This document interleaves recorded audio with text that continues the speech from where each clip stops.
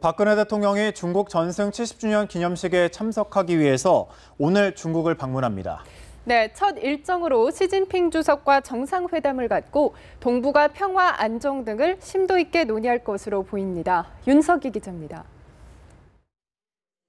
오늘 중국을 방문하는 박근혜 대통령은 첫 일정으로 시진핑 중국 국가주석과 정상회담을 합니다.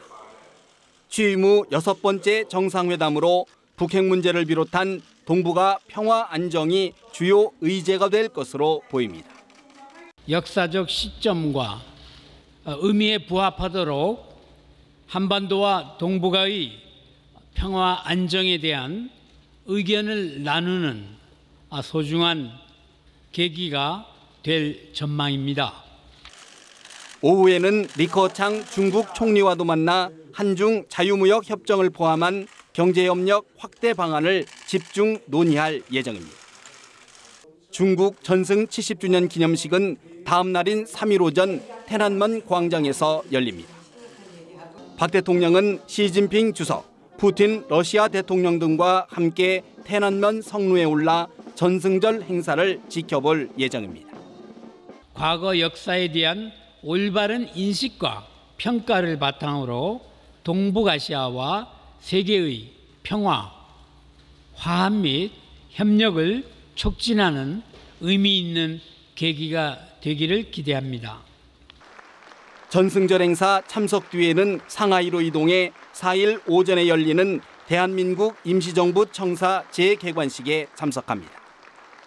박 대통령은 이어 현지동포 오찬 간담회와 한중 비즈니스 포럼에 참석한 뒤 곧바로 귀국길에 오릅니다. 박 대통령의 이번 중국 방문에는 역대 최대 규모인 156명의 경제 사절단이 동행할 예정입니다. 연합뉴스 TV 윤석입니다. 우리 정부가 박근혜 대통령을 명성황후에 비유한 칼럼을 게재한 일본 산케이 신문에 항의하고 기사 삭제를 요구했지만 산케이 측은 거부했습니다. 산케이 측은 문제가 생긴 건 안타깝지만 표현의 자유 등을 들며 기사 삭제 요청은 거부했습니다. 문제가 된 칼럼은 박 대통령의 중국 열병식 참석이 사대주의 행보라며 박 대통령을 일본에서 명성황후를 낮춰 부르는 민비로 비유해 파문을 일으켰습니다.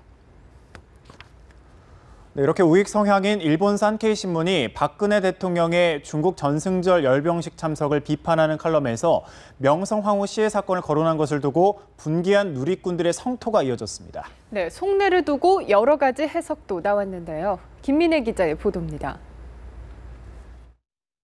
일본 산케이 신문이 칼럼에서 이번 박 대통령의 행보를 구한말 사대주의를 보는 것 같다고 주장한 데 대해 누리꾼들은 들끓었습니다. 특히 조선시대에 박 대통령 같은 여성 권력자가 있었다며 명성황후를 민비로 비하한 표현에 대해서는 망언이라고 일축하면서 일본 극우주의의 부끄러운 자화상을 보여준다고 꼬집었습니다.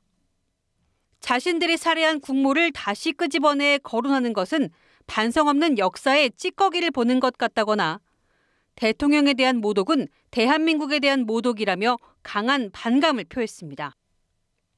일고의 가치가 없으니 무시하자는 반응이 있는 한편 적극적인 사과를 받아내야 한다는 목소리도 만만치 않았습니다.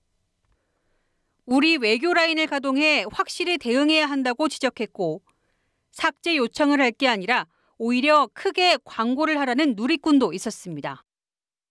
자극적인 칼럼 이면에는 한중 양국이 적극적인 외교 행보를 통해 관계 개선에 나서고 있는 데 따른 일본의 피해의식이 담겨 있다는 해석도 있어 눈길을 끌었습니다.